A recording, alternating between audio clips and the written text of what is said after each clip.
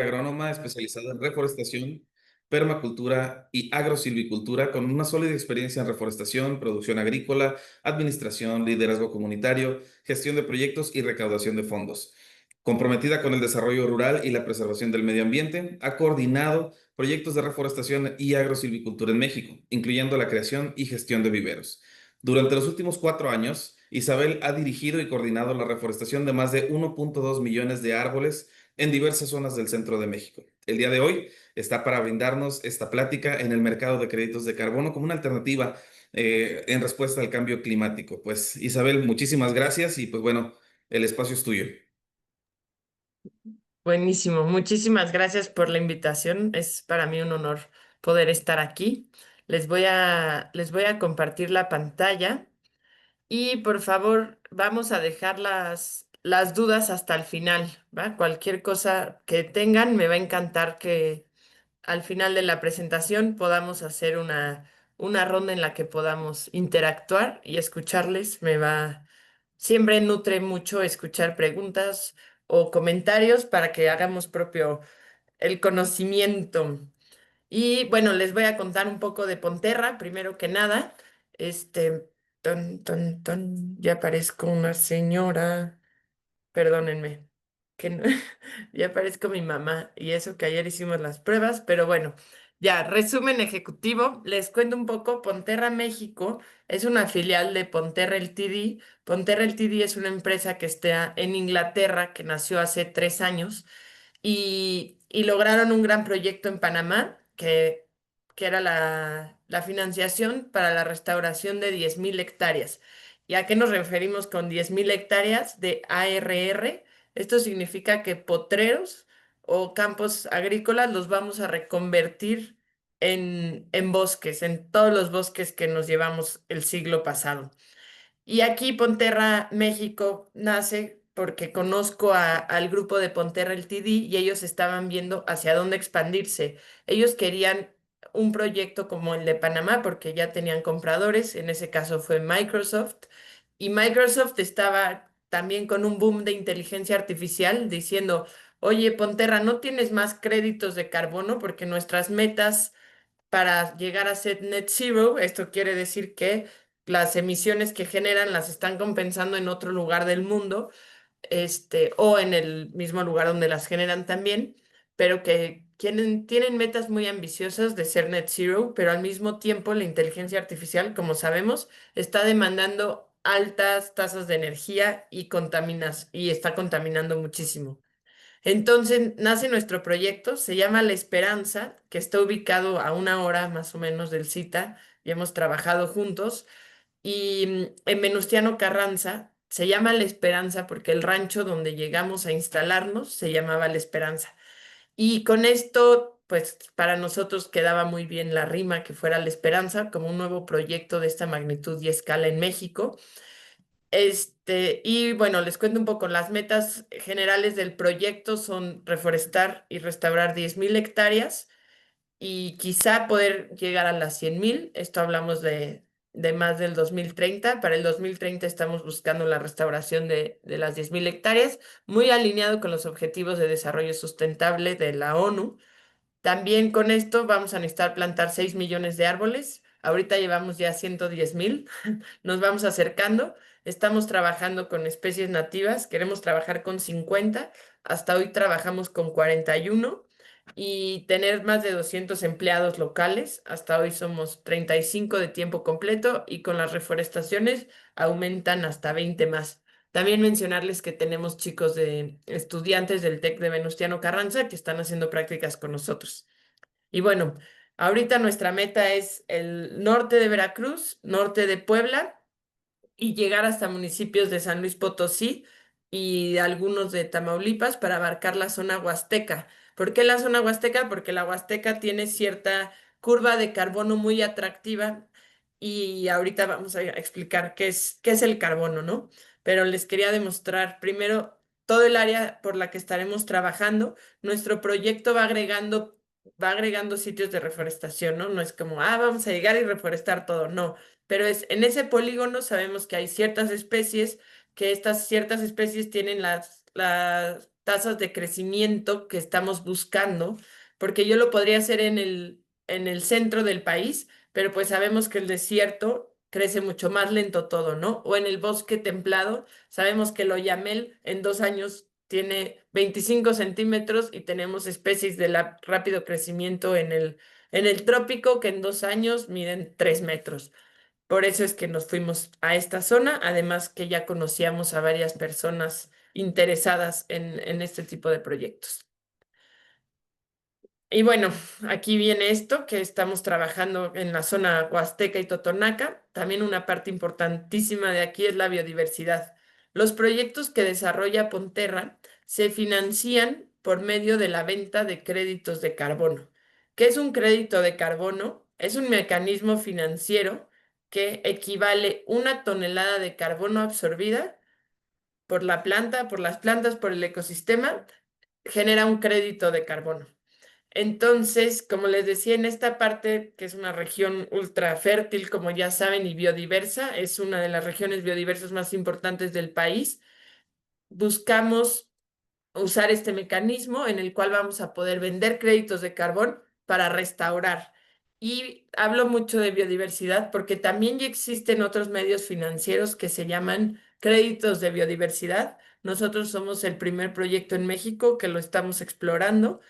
¿Y por qué? Porque nosotros queremos que esta restauración sea permanente.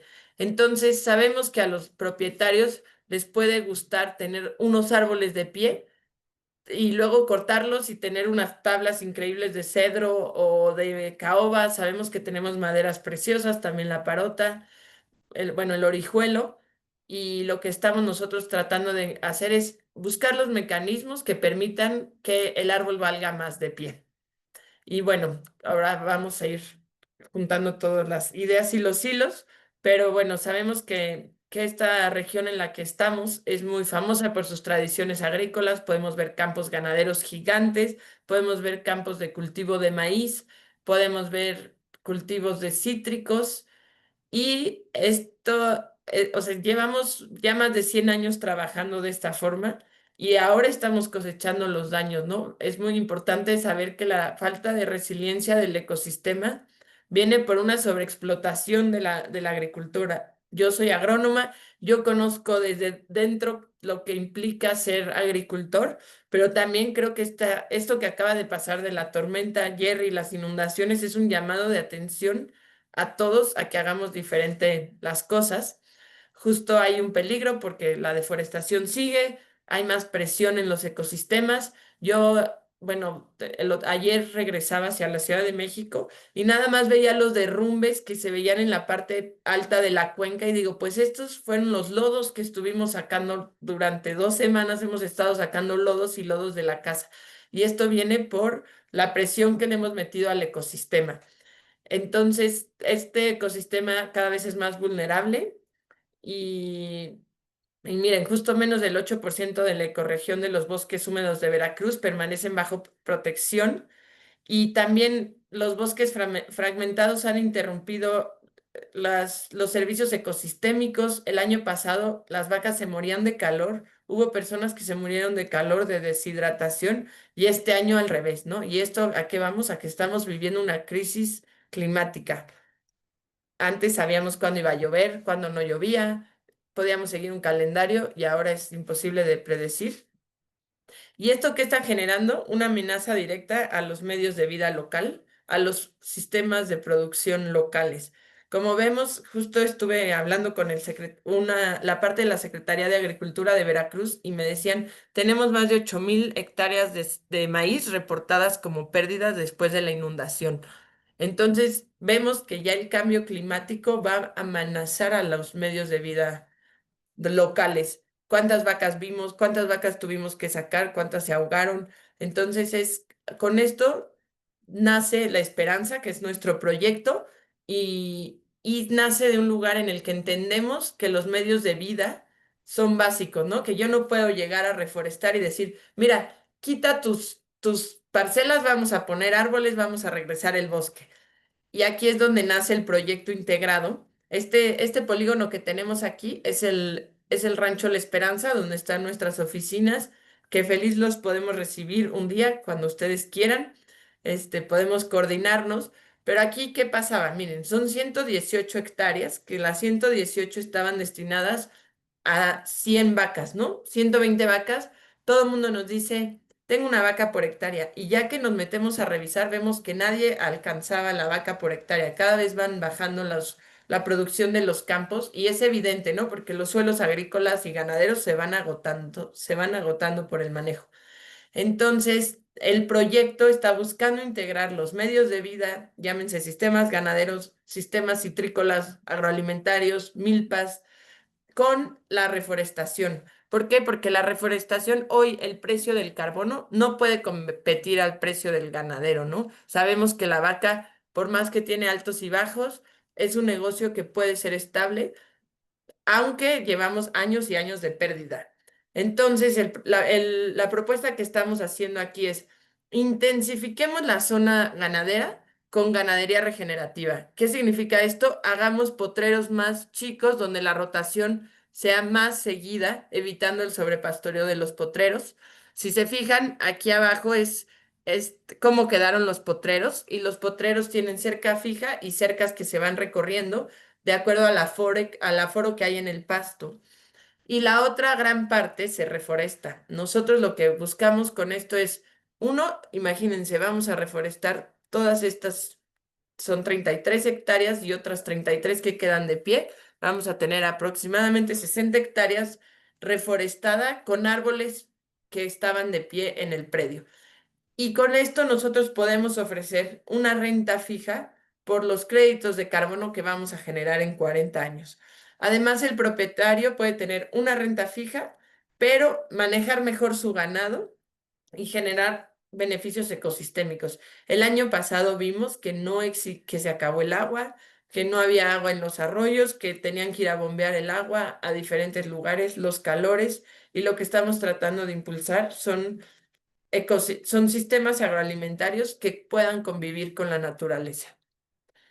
Y algo que siempre hablo con el equipo y que siempre tenemos que tener presente es que nosotros tenemos que prepararnos para la escala. ¿A qué me refiero con esto? Que todo lo que hagamos tiene que ser escalable. Y por eso cada diseño de cada rancho es diferente, ¿no? Porque entendemos que cada propietario tiene sus necesidades, cada propietario tiene recursos humanos, económicos, de capital, lo que sea, pero necesitamos para prepararnos a la escala, entender qué, qué cosas pueden ser escalables. ¿Por qué? Porque si yo llego con el propietario y le digo, quita tus vacas, sé que eso no va a ser escalable ni va a ser atractivo. Pero si logro demostrar que hay un sistema ganadero donde puedo tener la misma cantidad de vacas en la mitad de la tierra y a la par generar beneficios ecosistémicos y un pago fijo, el ganadero va a poder levantar la mano. Y algo que tenemos que hacer, como saben, pues 10.000 hectáreas es un montón. Entonces, en todas nuestras operaciones tenemos que incluir la escala. Nosotros esas 10.000 hectáreas las reforestaremos dentro de polígonos, dentro de propiedades. Entonces, tenemos que producir especies en gran escala. Eso significa que tenemos que recolectar y almacenar semillas.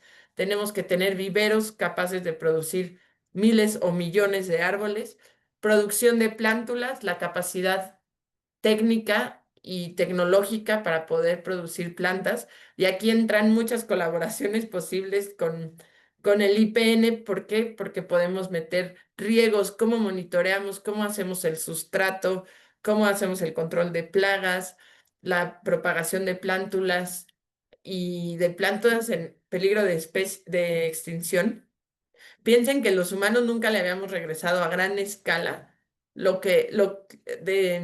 sea, siempre éramos extractivistas, siempre estamos tomando de la tierra y ahora es la primera vez en la historia del humano que estamos devolviendo a gran escala la naturaleza.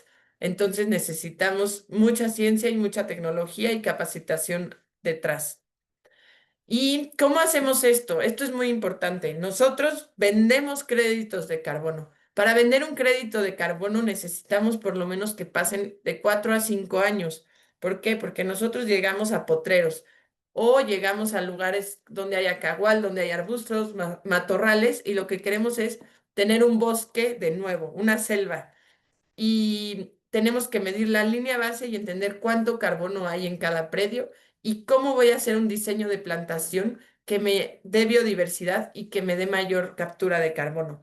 Entonces, con eso nosotros a partir del año 5 empezaremos a generar créditos de carbono y venderlos. Esto es complejo porque necesitas medir los árboles, medir las densidades de madera y trabajamos bajo un estándar que es muy riguroso, que se llama Berra y con la metodología 0047, ahí pueden investigar y que nos hace tener todo rastreable y trazable para evitar que haya doble conteo o el greenwashing. Necesitamos que toda la información que proporcionemos sea real. Y entonces les queríamos presentar esto, que son el contrato con los propietarios que tenemos para la permanencia. Nuestros contratos son a 40 años. En algunos países, por ejemplo, en Panamá, si registramos un proyecto de estos, de una propiedad privada, en el registro público con un arrendamiento, la propiedad privada se vuelve forestal. Entonces tiene 100 años en la que va a estar cuidada. Aquí la ley mexicana solo nos permite 20, así que se hace un contrato con una cláusula en la que podamos renovar al año 20 otros 20 años. ¿Por qué? Porque otra vez son proyectos a largo plazo. La curva de carbono, la curva de absorción va a ser mucho más lenta que producir un celular, que producir otro tipo de producto. Este, nosotros pagamos por hectárea de reforestable, se paga de forma anual, tenemos ese costo, que son 3.600 pesos, que quizá diríamos, uy, no, es mucho, es poco, pero el chiste es que son 3.600 pesos solamente por reforestar, no reforestar, por cuidar que las vacas no se metan, que el lienzo esté bien. Nosotros como Ponterra integramos todas las operaciones. Además, al año 4, si demostramos que hay 450 árboles por hectárea, esa renta sube. Y bueno, es importante ver cómo podemos generar otros beneficios y desarrollo de capacidades durante el tiempo. También podemos trabajar con ejidos, con parcelas ejidales y con propiedad privada. Y un poco de todo lo que hacemos, todo lo que involucra un proyecto de carbón para que puedas emitir créditos desde la recolección de semillas, ¿no? Como les decía, cuando empezamos a producir, dijimos, necesitamos producir 50 especies. ¿De dónde vamos a sacar la información? ¿Cómo podemos almacenar las semillas? ¿Dónde sabemos cuándo da semilla esta especie? Y sabemos que hay especies que se han usado para la producción durante mucho tiempo o que Sembrando Vida lleva ya también un rato produciendo y eso nos ha ayudado a entender, pero tenemos muchas especies que no teníamos ni idea y tuvimos que hacer mucha investigación para poder propagarlas. Y ahora tenemos un banco de semillas con Fundación Simi Planeta. Desarrollamos un banco de semillas en el cual estamos almacenando semillas para los 10 años, ¿no? Porque si el próximo año hay otra inundación y perdemos todos los cojones de gato, podemos agarrar del refri donde tenemos guardada semilla y comenzar a producir. O si llegara a ser demasiado calor o hay incendio y no encontramos semillas de palos de rosa, podamos sacar de nuestro banco de semillas. El diseño de vivero, nuestro diseño está construido para la escala. Este año hemos producido 350.000 árboles, pero queremos aumentarlo al millón de árboles. Tenemos una presa de más de 4 millones de litros. Charolas, diseñamos las charolas, las mandamos a hacer muy específicas. Tenemos un riego de alta tecnología y precisión para el manejo correcto del agua. Utilizamos microorganismos para el control de plagas y para la fertilización. Y para nosotros hay que meter tecnología, hay que optimizar todos los procesos y esto lleva a una capacitación local importante y a un desarrollo de capacidades. Y bueno, como les decía, ¿no? Producción de plantas, queremos llegar a los 3 millones de 50 especies nativas. También el sustrato, estamos dándole prioridad a la economía circular, a que podamos sacar, por ejemplo, cascarilla de café de la zona. Ahí muy cerca en La Ceiba hay un expendio de café, los cuales nos dan la cascarilla. El estiércol, a cambio de que les limpiemos el estiércol de caballos ahí en agua fría, podemos tener un montón de estiércol de caballo. Y también algo que estamos haciendo con las canaletas de la carretera, las estamos limpiando para compostar y para hacer el estiércol. Desarrollo local, pues hemos generado varios empleos locales, hemos visto cómo crecen las personas en el vivero, cómo han aprendido a identificar todas las especies y es increíble que ahora ya se están plantando y las personas están muy sorprendidas de haber visto todo desde la recolección hasta la plantación. Y bueno, algo importante, no todos los terrenos son elegibles para la reforestación. ¿Por qué? Porque si yo ya tengo un bosque de pie, bajo la metodología que yo estoy trabajando, que es restaurar hectáreas degradadas, y no es un manejo forestal, sino es una restauración desde cero, necesito hacer un proceso de elegibilidad y para eso tenemos un equipo muy choncho, muy bueno de MRV, que es monitoreo, reporte y verificación, el cual con el uso de tecnologías podemos ir a determinar cuánta biomasa hay, cuántos años tienen los árboles y por qué no es viable, porque imagínense en la curva de carbón, si yo ya tengo almacenadas 200 toneladas por hectárea de carbón, ya no es adicional las actividades que yo haga, ¿no? Entonces tenemos que empezar desde cero para poder validar que gracias a la acción de reforestación que estamos haciendo, estamos recuperando datos, estamos recuperando carbón y ecosistemas. Y algo importante para mí es, primero hacemos un análisis geoespacial, te metes a Google Maps, ves en los últimos 10 años cómo ha estado el terreno. ¿Por qué? Porque no queremos que haya deforestación para que luego nos contraten el terreno y con eso determinamos cuándo vamos a ir.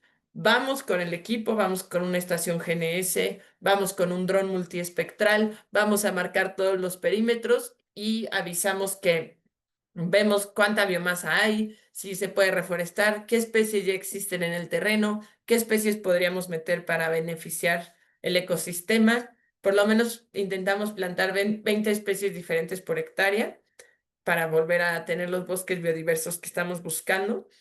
Y después viene una parte importante que es el diseño con los propietarios. Ya que tenemos el polígono levantado, es, a ver, propietario, cuéntame si quieres tener una casa con tu abuelo, de tu hijo aquí, ¿no? O de tu bisnieto para que no reforestemos ahí y en 5 años me canceles el contrato y quieras venir a reforestar.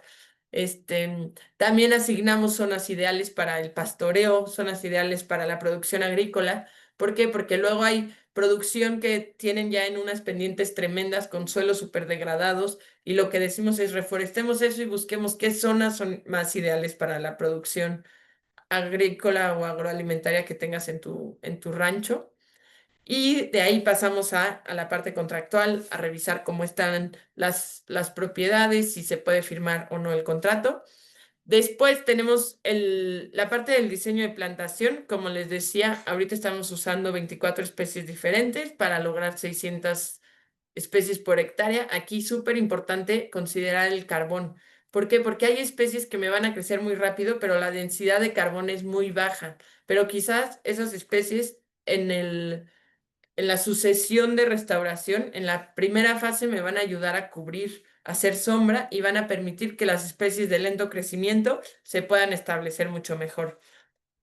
Y bueno, aquí estamos haciendo brigadas de plantación con miembros del equipo ahí ahorita de Venustiano Carranza. Queremos ir agregando de Álamo, de Papantla también tenemos una brigada y queremos ir conformando estas brigadas porque no solo es la plantación, ¿no? La plantación es el momento cúspide, pero cuando estamos batallando con pastos de ganadería, que los pastos tienen 2 metros, el árbol se puede morir en 2 meses. Así que por eso tenemos que regresar con el herbicida. Usamos un herbicida orgánico a base de pino, de un hongo que no me acuerdo el nombre, de gordolobo, de eucalipto, y le agregamos vinagre y urea, y con eso estamos controlando un poco los pastos para que el árbol pueda crecer y ganarle al pasto, ¿no? Pero la actividad de restauración no es solamente la reforestación.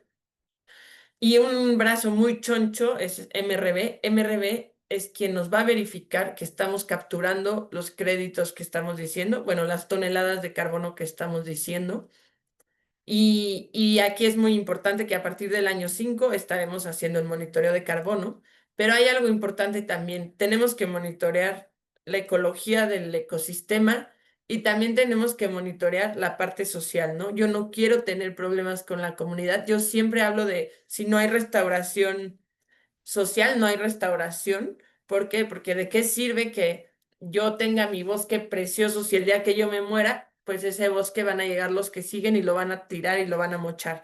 Entonces, esta parte tiene un componente social muy importante donde trabajamos con las comunidades para poder hacer que estos proyectos se apropie la comunidad de estos proyectos y que a largo plazo sea la comunidad quien los pueda manejar.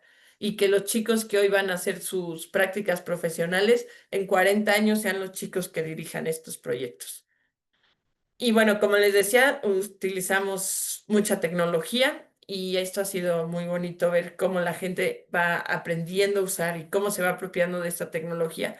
La tecnología nos ayuda a ser mucho más eficientes y mucho más eficientes y transparentes, ¿no? Porque luego no, hasta las propiedades con las que nos encontramos, ya que vamos con equipos de alta precisión, hemos visto que a ranchos les faltan hectáreas, a ranchos les sobran hectáreas, han tenido que rectificar escrituras algunos.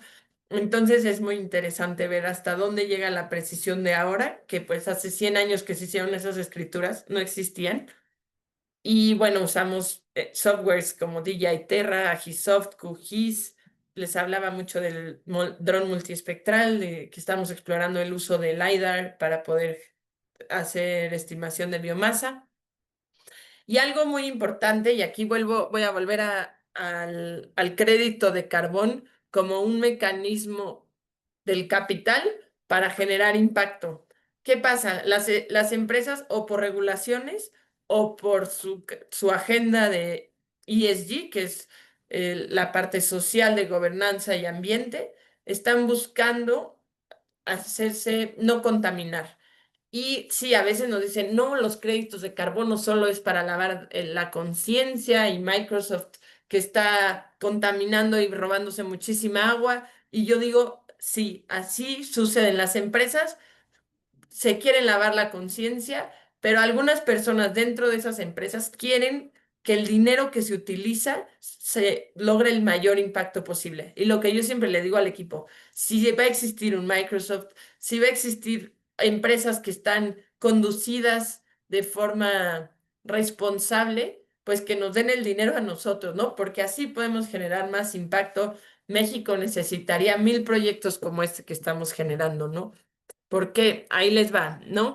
Estamos ahorita en el secuestro de carbono, secuestraremos arriba de 4 toneladas de carbono en este proyecto y por todos los buffers, las regulaciones, en total podremos emitir aproximadamente 2,6 millones de créditos de carbono y esto va a hacer que tengamos 10,000 hectáreas reforestadas en la región, que además podamos tener 50 especies nativas creciendo, ya no en peligro de extinción.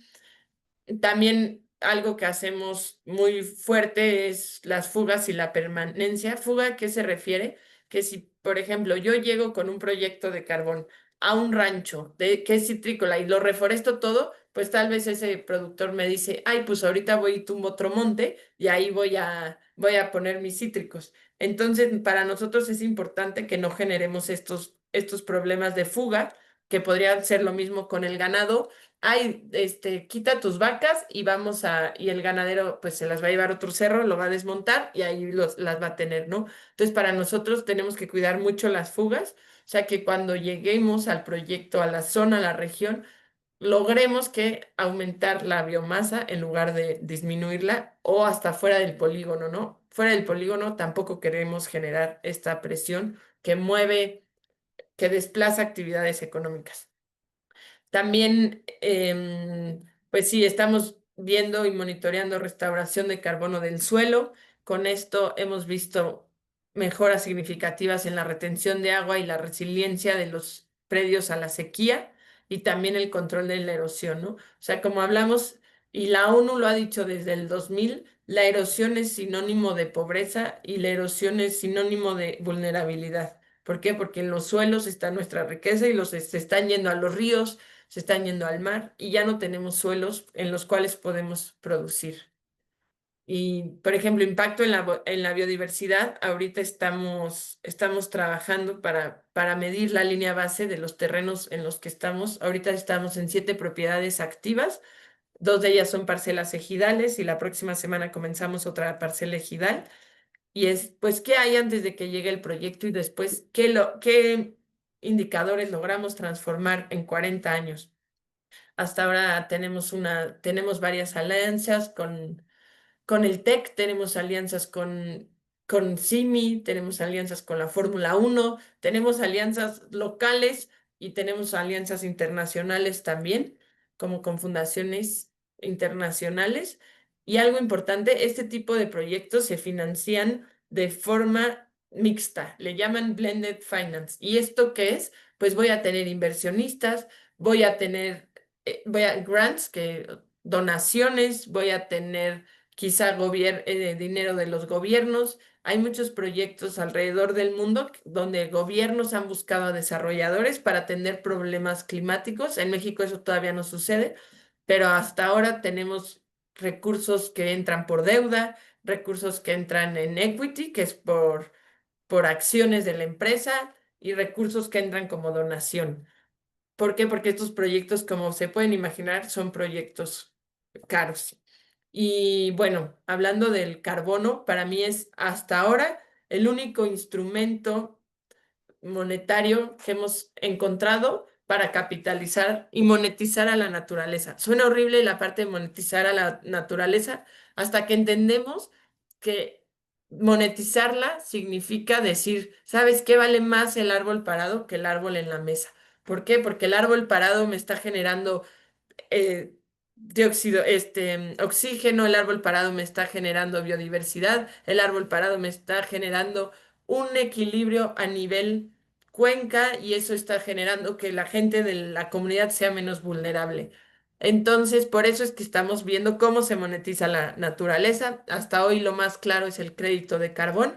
También me permito anunciarles que el día de antier, firmamos el primer fondo mexicano de inversión privada que entró a cambio de créditos de biodiversidad, apostándole fuertemente a que podamos generar créditos de biodiversidad. Entonces, esto es una gran ganancia porque esto nos impulsa a que generemos estos créditos de biodiversidad. De hecho, queremos ser piloto con Berra también. Ahorita les podemos contar más, pero bueno, ¿qué hace? ¿Cómo se traduce el carbón? Que para mí, como les decía, la parte social es lo más importante. ¿Por qué? Porque es lo que va a sostener el proyecto. Y ahora, ¿qué podemos generar? Miren, si ven, vamos a generar más de 300 puestos de trabajo, algunos temporales y otros permanentes, ahí fue una mala traducción.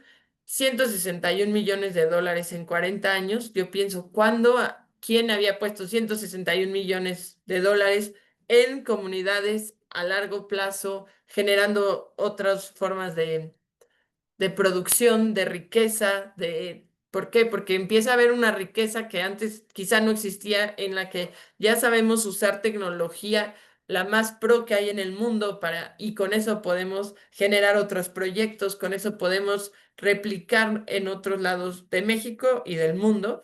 Pero bueno, esos 161 millones vienen derivados de proyectos a la comunidad. Por ejemplo, en verano hicimos un curso de verano con los niños bueno, la mayoría eran de San Diego, pero también de Agua Fría, de la UNO, de Tepetate, que Tepetate fue una de las comunidades más afectadas.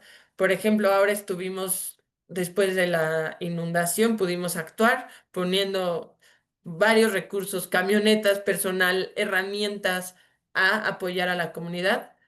Y eso es para que vean que Ponterra estamos de su lado y que necesitamos a la comunidad para que este proyecto prospere, que necesitamos que crean que nosotros vamos a hacer las cosas por el bien del ecosistema y no solamente por el dinero. Y, y bueno, algo interesante es que podemos aumentar en 100% la productividad del ganado mediante el pastoreo rotativo y eso también será muy increíble poderles compartir un día más con ese enfoque. Y otra cosa que estamos viendo es cómo metemos los créditos de carbono a los sistemas agroalimentarios, ¿no? Porque si ya hay gente que está haciendo agroforestería, quizá pueden generar créditos de carbono y es una forma en la que se premia a estos productores que están tratando de hacer formas regenerativas de producción.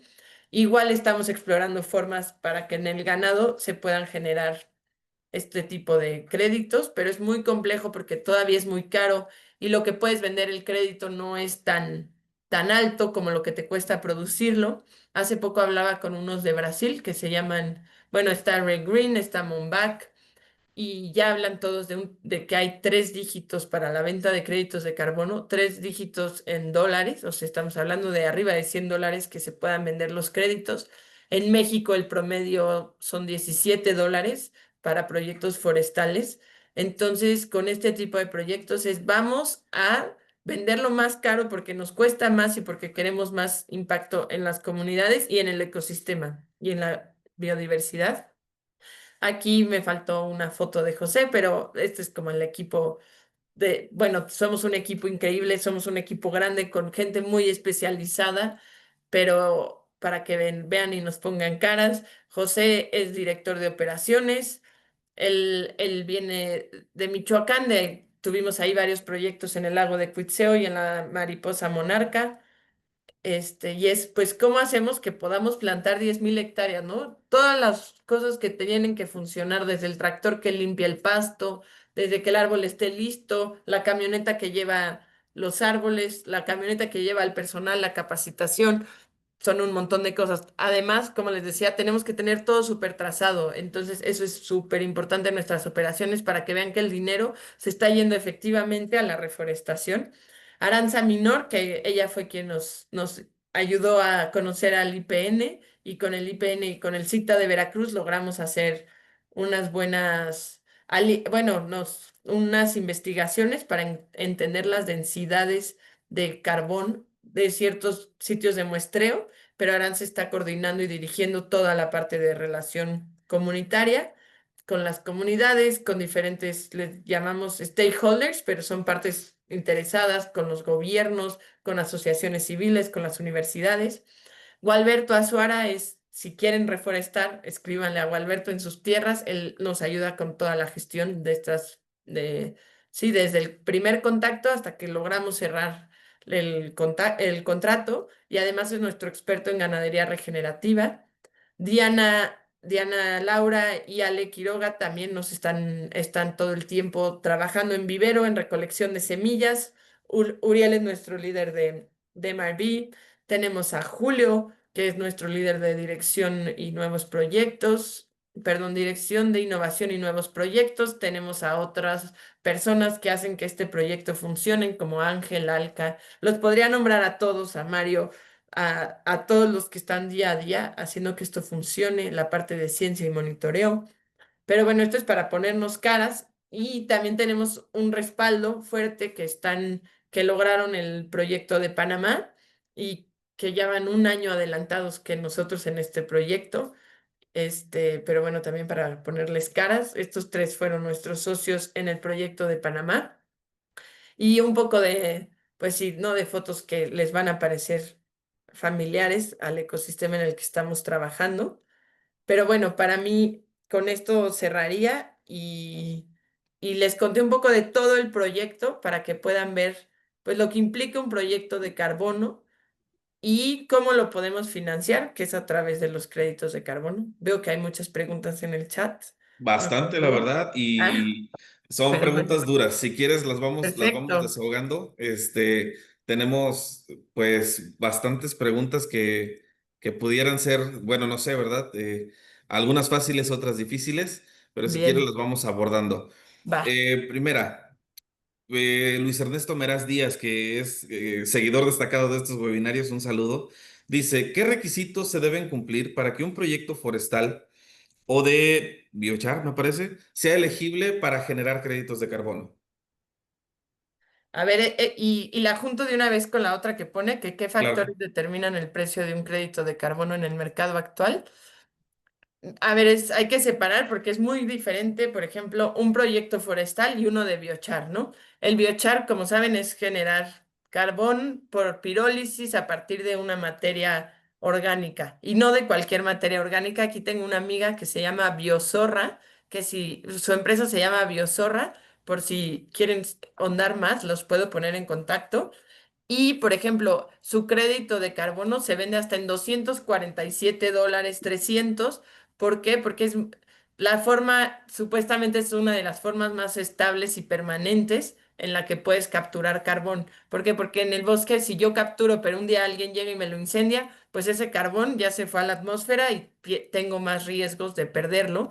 Y además que generar una planta de biochar puede ser mucho más caro, o sea, instalar una planta de biochar que, que reforestar, que parece una locura, ¿no? Pero la tecnología todavía es muy cara de biochar. ¿Qué requisitos se deben de cumplir para que sea elegible para generar créditos de biochar, bueno, de carbono a partir de biochar? No, no sé. ¿Por qué? Porque yo estoy muy metida en en el tema de restauración, así que te soy súper sincera. Para requisitos de biochar no lo sé, pero también sé que hay varias metodologías muy rigurosas las cuales hay que seguir.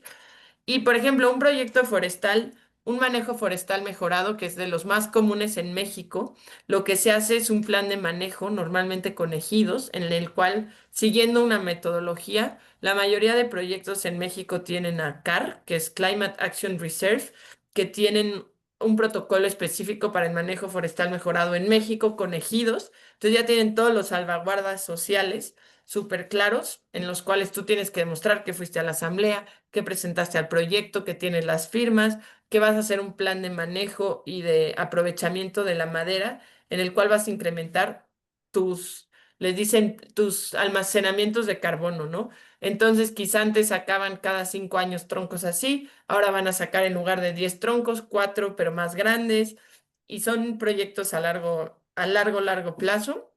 Entonces, ¿qué requisitos? Estar verificados con un estándar. Conozco muchísimas iniciativas, muchísimas personas de yo ya tengo mis proyectos de carbono y luego no tienen ningún estándar, entonces pierden cualquier viabilidad, ¿no? Y algo que es importante, que creo que en Ponterra lo hemos logrado, es conectar el capital con las comunidades. ¿Por qué? Porque estuvimos platicando mucho con unos ejidos de Guerrero y ellos ya habían logrado su proyecto de carbono, ya habían logrado capturar, ellos lo autogestionaron y lo pagaron y lo pudieron financiar, pero llegó un momento que tenían tantos créditos de carbono, pero no sabían a quién vendérselo, ¿no? Que esa es una parte muy compleja. ¿Quién le vende los créditos? ¿Por qué? Porque en México se ha hecho un commodity los créditos de carbono baratos. Hay muchos créditos de $7 que fueron impulsados, por ejemplo, por British Petroleum, que fueron de los primeros en hacer créditos de carbono en México, y entonces ellos con su necesidad de hacer un offset, o sea, de mitigar los efectos que hacen, pues lo hicieron commodity, ¿no? Y muchas petroleras así lo han hecho como, mira, lo mínimo indispensable, lo más barato, y así yo puedo generar créditos de carbono. Entonces, ¿qué requisitos yo te diría? Antes de querer emitir cualquier cosa, hay que poder tener un comprador porque, o alguien interesado y trabajar con un estándar global, internacional que sea reconocido, ¿no? Perfecto.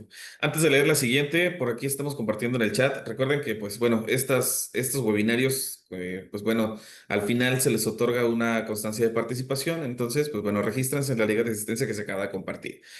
Continuamos con Luis Ernesto. Dice, ¿cuánto carbono puede capturar en promedio una hectárea de bosque en Durango por año? Y se liga con la siguiente. ¿Cuánto cuesta certificar un proyecto forestal y en cuánto tiempo se pueden recuperar los costos? Y por último, ¿qué riesgos o dificultades comunes enfrentan los proyectos forestales al intentar vender sus créditos? Que me parece que ese Sí. ya quedó, pero no sé si alguna se pudiera Sí. comentar, Isabel. A ver, soy súper honesta, en Durango no he trabajado, pero tengo unos amigos en Chihuahua que están trabajando en 200, este, son miles y miles de hectáreas, no me acuerdo cuántas son, pero sé que generan 150,000 créditos como 10 por hectárea al año en manejo forestal mejorado, pero aquí va a ser súper importante siempre tener en cuenta, uno, cómo está el bosque, ¿no? Porque hay bosques, por ejemplo, el de la Reserva de la Monarca, donde yo he trabajado mucho, que ya hay unos acervos de carbono grandes que ya vas a absorber muy poco en el tiempo, ¿no?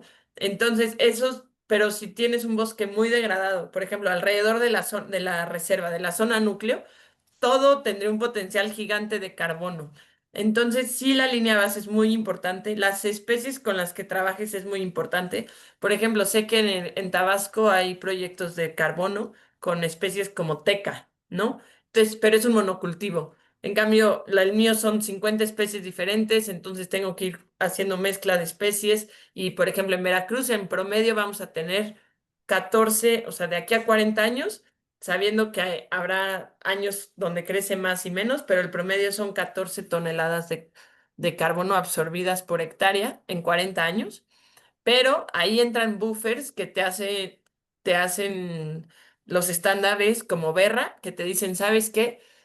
Porque aquí, si se te quema, me voy a quedar con 10 créditos de carbono y no vas a poder emitir todos. Y entonces, si no se te quema, ya luego los podemos emitir. Y hay muchos, llamamos buffers, o sea, que hacen que en lugar de que podamos emitir las 4 millones de toneladas, en total sean 2,6 también por el riesgo que hay de incendios, de ganado, etcétera. ¿Y cuánto cuesta? Depende, por ejemplo, CAR es mucho más barato que Berra. Berra, solamente inscribir el registro te puede cobrar $50,000, ¿no? Más la visita, más las verificaciones, más las certificaciones. Y con CAR puedes sacar un proyecto de 10,000, 15,000 hectáreas por 1,5 millones de dólares, pero, o sea, ya habiendo desde el inicio hasta los primeros créditos, ¿no? 30 millones de pesos desde el inicio hasta los primeros créditos. Con CAR puede ser, con Berra puede ser mucho más, pero también depende el estándar, es qué tan caro o no lo puedas vender, porque los mercados saben que hay estándares mucho más confiables. ¿Por qué? Porque es muy difícil tener todo el compliance que necesitas para pasar una verificación o que son unas auditorías. Me imagino que tiene relación con esta pregunta de Sayuri Montes. Bueno, no me imagino, sí tiene relación en el Ah. por qué eligieron el estándar BCS y no otro como Plan Vivo Gold Standard. Es una buena pregunta. Yo quería empezar con CAR aquí en México, pero cuando vi, son varias cosas. Como nosotros trabajamos en Panamá con Berra, con la BM 047, y Microsoft ya había levantado la mano y los créditos más caros en restauración se han vendido gracias a Berra, y al final es como que lo que el cliente diga, pues eso funciona, ¿no? Es, ¿por qué voy a vender, no sé, naranjas en lugar de limones? Porque me están demandando naranjas. Y es así, por eso que nosotros decidimos lanzarnos con Berra. Sí, sí conozco el Plan Vivo, Gold Standard.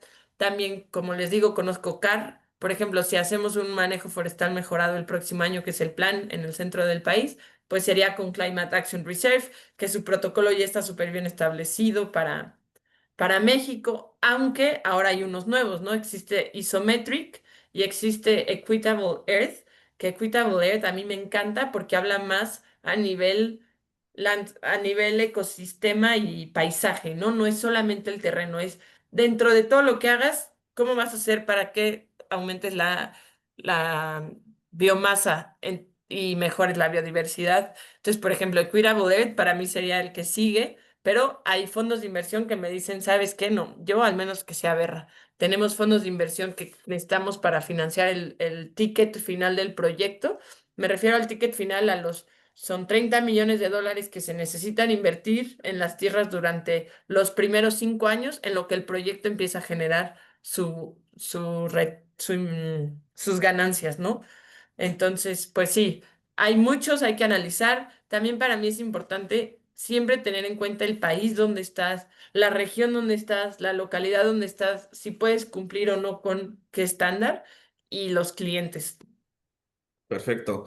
Pregunta Eduardo Coyote, ¿la reforestación de las especies se realiza de manera aleatoria o implementan algún tipo de técnica que integre la sucesión natural? A ver, no, no se realiza de forma aleatoria. Tenemos una lista de especies y depende del municipio y el terreno. O sea, lo que hacemos con las visitas de MRB es, vemos todo desde el satélite, vemos cuántas hectáreas son, vemos si es viable o no, porque si tiene cobertura forestal de 10 años, ya no voy a entrar. De más de 10 años, si veo que tiene árboles desde hace 40 años, no voy a entrar.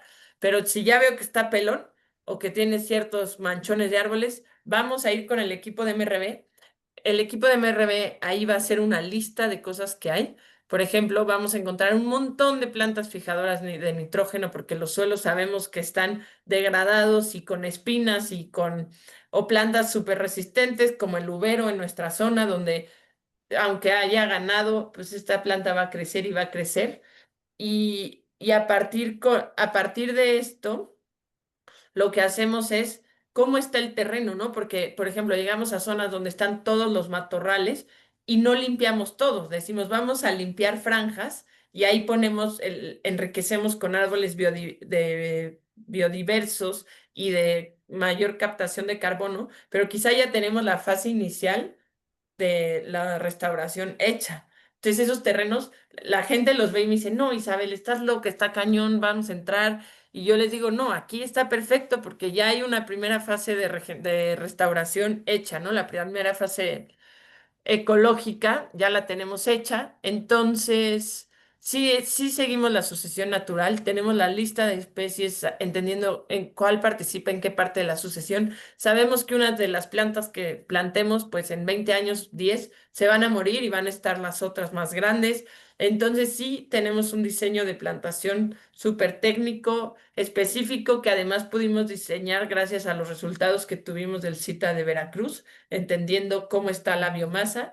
Y podría ser otra presentación para que vean todo lo que se tiene que lograr con entendiendo carbón, biodiversidad y la sucesión, ¿no? ¿Por qué? Porque si yo meto sucesión ecológica y entiendo el predio, me voy a ahorrar mucho dinero. No hay que inventar nada en estos proyectos. Yo digo, vamos a imitar a la naturaleza, hay que observar y no nos partamos la cabeza, sino cómo podemos hacer que estos terrenos potencien bueno, cómo aceleramos la restauración. Eso es lo que al final estamos haciendo.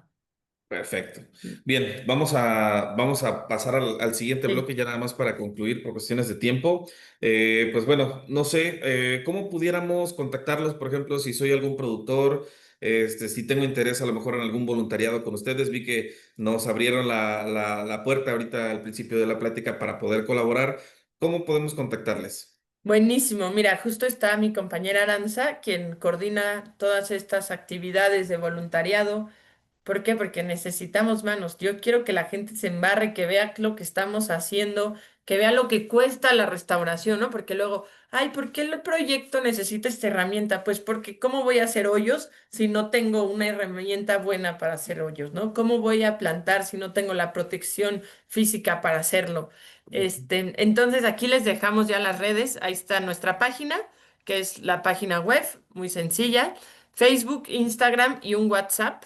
En Instagram o Facebook pueden ver en tiempo real casi lo que hacemos cada semana. Ahorita hemos estado muy enfocados en atención a la emergencia por la tormenta, Jerry, bueno, por las inundaciones de eslaves, todo lo que nos tocó ver. Pero por favor ahí escríbanos WhatsApp, correo, si están interesados en aprender de ganadería regenerativa. Ya los conectamos con la persona encargada de la ganadería regenerativa. Si quieren reforestar también, si un día quieren ir a conocer el vivero también, si son proveedores de microorganismos, si nos quieren enseñar o quieren hacer pruebas igual. Nosotros felices de buscar la colaboración. Estamos, como les digo, en el municipio de Venustiano Carranza, muy cerca de la autopista México-Tuxpan, muy cerca de la 1, casi frontera con Veracruz. Y ahí nos pueden encontrar, ahí podemos agendar las visitas. Y por favor, para nosotros es importante la participación de las personas y las relaciones que podemos hacer para que este proyecto se lleve a cabo. Así como hablo del blended finance, que es las finanzas mixtas, las operaciones también tienen que ser mixtas, ¿no? La creación de ciencia y tecnología, la investigación tiene que hacerse con el sector privado, público, y todos tenemos que Perfecto. estar Antes de ahí. pasar a la parte de cierre, quisiera por ¿Sí? favor que prendamos nuestras cámaras para tomar la fotografía, que esto nos sirve también pues para tomar la evidencia, el recuerdo. Y pues bueno, vayan prendiendo por favor ahí sus camaritas. ¿Sale? Ustedes me avisan, Freddy y Sandra, Sí, para no listo. tardar tanto. Estamos abriendo cámaras a cada uno de ustedes en la cuenta de tres. Perfecto. La primera, una más. Excelente. Muchísimas Perfecto. gracias. Bien, ahora, pues bueno, vamos a presentar, tenemos un agradecimiento para ti, Isabel, pues a nombre del maestro Francisco Javier Picasso Castañeda, te hacemos llegar este reconocimiento. Es por aquí está, perfecto. Ah, muchas El gracias. Instituto Politécnico Nacional, a través del Centro de Innovación e Integración de Tecnologías Avanzadas, Unidad Papantla, Veracruz, otorga la presente constancia a la ingeniera Isabel Gallo Pliego por su participación como ponente en el webinar Mercado de Créditos de Carbono, posibles respuestas al cambio climático. Se firma en Papantla del Arte, Veracruz, el 24 de octubre de 2025, la técnica al servicio de la patria, firmado por el propio maestro Francisco Javier Picasso, director de esta unidad. Pues muchísimas gracias. Muchas gracias por la invitación y por el espacio. Para Esperemos nosotros, no sea la última. no, y que participemos de los otros sectores que estamos también en ganadería, agricultura. Así es, pues bueno, muchísimas gracias. No se olviden de seguirnos en nuestras redes sociales. Como les comentaba, tenemos, al igual que Ponterra, pues muchas actividades que estamos compartiendo todos los días. Súmense a las actividades que nosotros estamos compartiendo constantemente a través de nuestro portal, de nuestro sitio web institucional, algún correo electrónico que tenemos aquí, citaveracruz@ipn.mx, para cualquier contacto, llamas en específico. Si quieren hacer llegar algunas preguntas que quizás en la pena del momento no fueron compartidas, se las haremos llegar a Isabel y pues bueno, responderemos por esa misma vía, así como Facebook, X, Instagram y YouTube, que estamos presentes en todas las redes sociales. Pues sin más, muchísimas gracias a nombre del maestro Francisco Javier Picasso Castañeda, que les envía un saludo a todas y todos ustedes y por supuesto al equipo de Ponterra, al igual que su grupo de coordinación, pues muchísimas gracias. Nos vemos a principios de noviembre con nuestros próximos webinarios. Muchísimas gracias y pues hasta la próxima. Gracias, Gracias, cuídense Isabel. mucho. Bye, Aranza, bye. hasta Gracias. luego. Gracias, Aranza, también. Gracias. Gracias, Inge Isabel. Gracias, chicos. Hasta luego. Hasta luego.